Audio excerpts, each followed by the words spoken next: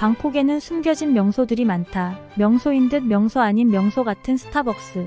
M쿼티어 쇼핑몰 위층에 위치한 곳으로 고급 쇼핑몰 안에 정원 한가운데 위치한 자본주의를 만나는 기분이니 시간이 된다면 한번 가보자. 서울쥐와 나도 커피를 한잔 하려 했는데 실내 자리가 없어서 포기했다. 외국인들은 햇볕 잘 드는 야외 자리도 좋아하지만 우리는 그 정도로 방콕을 즐기고 싶진 않았다. 하지만 커피를 마시지 못하더라도 2층에는 숨겨진 정원처럼 꾸며진 조경이 인상적이기에 한번 돌아볼 만하다. 이 고층 건물들 사이에 이 땅값 비싼 프롬퐁역 바로 앞에 역시 방콕은 쇼핑몰이 다한다. 우리는 가볍게 도시 정글을 탐험하다가 잠시 숙소로 돌아가기로 했다. 서울쥐가 갑자기 급덩이 오셨기 때문이다. 서울쥐는 밖에서 화장실을 좀처럼 가지 못하는 부끄러운 떵쟁이이다. 하지만 덕분에 낮 시간 숙소 근처 펼쳐진 노점상을 구경할 수 있어서 재밌었다. 장이 가벼워졌으니 사뿐사뿐 걸어서 이 도시를 여행해보자. 우리는 이렇게 걷는 걸 좋아하는 여행자다. 특별히 맛집을 찾거나 관광지를 방문하는 것보다도 도시를 걸어다니며 만나는 풍경들을 좋아한다. 그러다 보면 평생 잊을 수 없을 것 같은 거리와 생각지도 못한 마을 축제, 현지인에게는 별 볼 일 없지만 타지인들에게는 매혹적인 뒷골목과 만나게 된다. 물론 관광지를 들리는 것도 재미. 방콕은 중간중간 사원이 많다. 인기 있는 새벽 사원 말고도 다양한 종교적 장소들이 많은데 그 중에는 무료 개방한 곳들도 많으니 지나가다 마주치면 들려보자. 그때마다 마음속 욕심과 짐을 덜어낸다면 나는 좀 더 가벼워질 수 있지 않을까? 이렇게 내가 감성적이다. 다시 걸음을 옮겨보자. 교차로 가운데 커다란 차이나타운 게이트.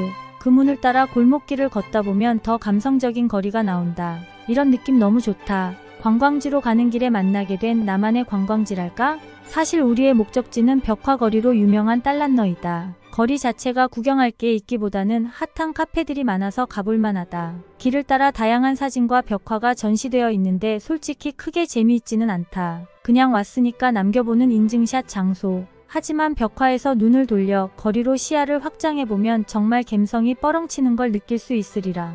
이곳은 우리네 북촌처럼 지역 주민분들이 살고 계셔서 조용히 다니길 추천하는데 불편하지 않으실까 좀 궁금했다. 어쨌든 여기까지 왔으면 인증샷 남겨야 할 첫 번째. 다 낡아빠진 자동차이다. 이게 무슨 이유인지는 모르지만 관광 명소가 되었고 인증샷 명소가 되어서 사진을 한 방 남겨야 한다. 근데 이게 다다. 대신 근처에 카페들이 많은데 늦게 가면 문 닫은 곳도 많으니 시간 체크를 잘하고 가자. 우리는 그 중에서도 홍시행콩이라는 곳으로 갔다. 여기 얼마나 한국인들이 많이 왔으면 미시오라고 한국말로 적혀 있다. 그리고 여기 얼마나 많은 관광객들이 사진만 찍고 갔으면 들어가자마자 주문부터 해야 한다. 우리는 대충 음료수를 하나씩 고르고 들어가 봤는데 실내 분위기가 정말 신기했다. 오래된 앤티크 상점 같기도 하고 판타지 영화로 넘어가는 중간 세계에 와 있는 것 같기도 했다. 단점은 에어컨은 없다. 그래서 우리는 밖으로 나가서 미지근하고 습습한 강가의 바람을 맞기로 했다. 역시나 강변은 인기가 많아서 자리가 가득 차 있었는데 운이 좋게 한 테이블이 비어서 자리를 옮길 수 있었다.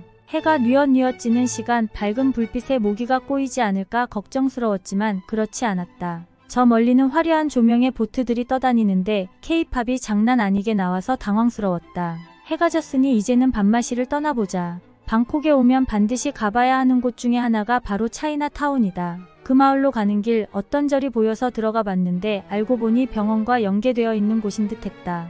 아픈 사람들을 건강하게 해달라는 소원들이 가득한 곳이겠지. 그렇게 생각하니 얼굴도 이름도 모르지만 누군가의 건강을 마음속 깊은 곳에서 함께 기도해주지 않을 수가 없었다. 그렇게 다시 차이나타운으로 향하는 길. 점점 목적지와 가까워질수록 시끌벅적한 야시장의 분위기가 느껴지기 시작한다. 찐 현지인들의 맛집이나 분위기를 경험하고 싶다면 메인 상권거리에서 조금 벗어난 곳을 돌아보는 것도 좋을 듯. 하지만 우리는 관광객이니까 당근 메인으로 가봐야 인지상정. 여기서부터는 정말 정신없다. 이 방콕 여행에서 가장 많은 사람들을 봤던 순간이기도 하다. 손님을 기다리는 툭툭이들은 나이트클럽 저리 가라 조명을 밝히고 있고 신박한 향기가 나는 식당에서는 시식 음식을 나눠주고 있었다.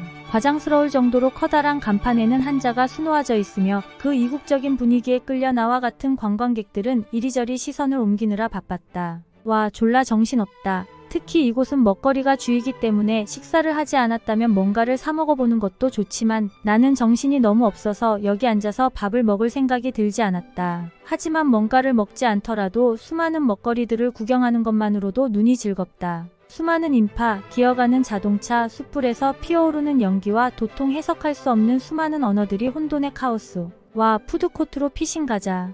호기롭게 뭐라도 사 먹어보자 마음 먹었던 서울쥐와 나는 결국 다시 터미널로 돌아와서 저녁을 먹었다. 차이나타운에서 색다른 도전을 해보지 못한 아쉬움은 코코넛을 사 먹는 걸로 퉁치도록 하자. 나는 이런 코코넛 음료는 처음 먹어봤는데 생 코코넛을 바로 잘라서 마실 수 있었다. 맛은 정말 행주를 빤 물이라는 소리가 절로 떠오를 정도였는데 맛없는 게 걸린 건지 원래 이런 맛인지 알 길이 없다. 뭔가 잘못된 것 같은데 원래 맛을 모르니 잘못된지도 모르는 상황. 그 다음날은 쉬어가는 마음가짐으로 팁사마이에서 팟타이를 조지는 것으로 하루를 시작했다. 본점도 그리 멀지 않았던 것 같은데 귀찮아서 그냥 백화점 안에 매장으로 갔다. 본점의 맛을 모르니 비교가 불가능하지만 이것도 맛있어서 이 영상을 보니 또 방콕에 가고 싶어진다. 배를 채우고 가볍게 쇼핑도 하고 거리도 구경하는 것이 우리의 목적이었는데 주말이어서였을까? 사람들이 엄청나게 많아서 우리는 기라는 기는 다 빨리고 충전 아닌 방전의 상태로 다음 날을 맞이했다. 역시 관광객이라면 쉬겠다는 어정쩡한 마음가짐을 가져서는 안 되는 법. 가볍게 무빙을 사들고 하루를 시작했다. 밥도 먹고 과일도 먹고 먹는 것이 남는 거다. 남는 게 먹는 거니 남겨갈 기념품도 먹는 것으로 골라보자. 방콕의 재미 중 하나는 한국에 없는 외국산들이 많다는 것. 하리보 젤리도 국내에는 없는 맛이 많은데 이 감초 맛이 궁금해서 한번 사봤다가 왜 한국에 안 들어오는지 단방에 깨달음을 얻었다. 추천하기 애매하지만 내가 사오는 것 중에 하나가 바로 이 생수이다. 외국산 생수인데 유리병으로 사오면 꽃병으로 쓰기 좋아서 종종 사온다. 더럽게 비싼데 통을 사는 기분으로 사와서는 꽃 따위는 꽂지 않고 찬장에 처박아뒀다. 이마트 구경은 걸어가는 길 보여서 생각 없이 해본 것인데 이렇게 빅시나 대형 쇼핑몰이 아니라도 길거리 마트가 있으면 들어가 구경해보시길. 에어컨 바람에 땀도 식힐 수 있고 생각보다 기념품 샵보다 저렴하게 구할 수 있는 신기한 것들도 많다. 그럼 이제 카페인 타임. 방콕 여행지를 찾아본 사람이라면 익히 아는 카페 바톰 오가닉이다. 다양한 리빙 제품을 팔기도 하여 기념품을 사가기도 좋은데 한 번도 사본 적은 없다. 들어가는 길 조경도 예쁘고 야외에 앉을 수 있도록 돗자리도 있으니 피크닉도 즐겨보자. 물론 이 더운 방콕에서 서울쥐와 나는 피크닉을 즐길 정도로 더위 사냥자는 아니다. 하지만 정말 이쁘긴 하다. 우리 집 마당이고 싶다. 하지만 잡초도 엄청나고 벌레도 엄청 꼬여서 관리하다가 후회하겠지. 이 모든 것들을 커피 한 잔에 즐길 수 있음에 감사하며 우리는 안으로 들어갔다. 실내에는 신기한 디저트부터 시작해서 리빙 용품들이 진열되어 있었는데 손세정제 같은 것들은 테스트도 해볼 수 있다. 그래서 먹기 전에 수신제가 하는 마음으로 손부터 닦고 카페인 타임을 즐겼다. 전에도 말했던 것 같은데 사실 나는 카페인 체질이 아니다. 하지만 이때는 몰랐을 때라서 미친 듯이 흡입했다. 달달한 당분과 카페인이 혈관을 타고 들어가니 기분이 우주 끝까지 뻐렁쳐서 조증이 온 것처럼 기분이 좋아졌다. 이렇게 하이텐션이 된 나는 나가는 길 보이는 과일을 보며 여기서 서리하다 걸리면 나라망신이라는 사실에 도적질을 하면 안 된다고 나를 내리누르며 카페를 떠났다. 아름다운 사람이 머문 자리는 머문 자리도 아름다운 법이니까. 두 번째 방문지는 커먼 그라운드였는데 들리려고 들린 게 아니라 가다 보니 있어서 들려봤다. 대형 상가 공간으로 현지인들이 모임을 갖는 곳인 듯 했는데 관광객으로서 시간 내어 들릴 필요까지는 없다. 우리는 이쯤에서 택시를 잡아서 조드페어 야시장에 가는 것이 목적이었는데 그랩이 오지 않아서 포기를 해야 했다. 아마 오토바이는 잡힐 것 같은데 우리는 쫄보 쥐지들이라서 오토바이를 타지 못한다. 동남아에서 오토바이를 타지 못한다는 것은 움직임에 제약이 많이 걸리는데 그래서 우리는 무릎 연골을 등가 교환하여 미친 듯이 걷는 것이다. 하지만 여행 후반부에 이르니 지칠 대로 지쳐서 도가니가 나갈 것 같아 중간중간 많이 쉬지 않을 수가 없었다. 사와디캅 맥도날드 아저씨가 우리에게 의자를 내어주니 잠깐 쉬어가기로 결정. 예전에 여기 콩파이가 반드시 먹어봐야 할 방콕 음식으로 핫했었는데 국내에도 들어오면서 인기가 시들해지다가 지금도 한국에 파는지는 모르겠다. 어쨌든 콩파이로 배를 채우며 그랩을 다시 불러보기로 했는데 앉아서 기다리니 기다릴만 했지만 기다리는 자는 오지 않아서 야시장은 깨끗하게 포기했다. 대신 새로운 쇼핑몰인 마르쉐 통로를 발견했다. 이때는 아직 지어질 쯤이었는데 올해 갔을 때는 나름 상가가 많이 들어있어서 근처 숙소를 구했다면 가볍게 가보길. 이 말은 굳이 찾아갈 필요까지는 없다는 소리다. 신기한 건 안에 인형 뽑기가 엄청 많았다는 것이다. 역시 도박만큼 무서운 게 없다. 나도 한때 저기 빠져서 용돈을 탕진했었는데 이제는 손을 털고 새 사람 새 시골쥐가 되었다. 무튼 이곳은 근처에 산다면 자주 오고 싶은 곳이었다. 내가 여기 산다면 노트북도 들고 와서 음료수 한잔 하면서 글도 쓰고 그럼 덥겠지. 하지만 인테리어와 건축미가 뛰어나서 구경하는 재미가 있었다. 그렇게 고급 쇼핑몰을 돌아보며 구경하고 있자니 배가 고파져서 다시 터미널 급식소로 향해 밥을 먹었다. 정말 여행자들의 급식소라는 별명을 누가 지었는지 노벨 문학상을 줘야 한다. 주머니가 가벼운 서울쥐와 나는 저렴하게 다양한 음식들을 시켜 살찐 쥐가 되도록 처먹었는데 저렴하다고 무시하지 말자. 여기 진짜 맛있기 때문이다. 하지만 언제까지 가난한 여행자일 수는 없는 법. 다음날 우리는 분위기 좋은 곳에 가기로 했는데 섹시 포인트로 옷을 차려입은 서울쥐를 위해 내가 짐꾼이 되어 주었다.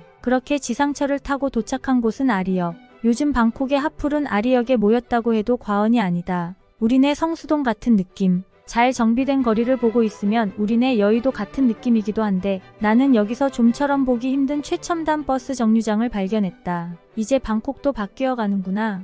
우리는 과거의 방콕을 뒤로하고 걸어가 목적지 데이드림에 도착했다.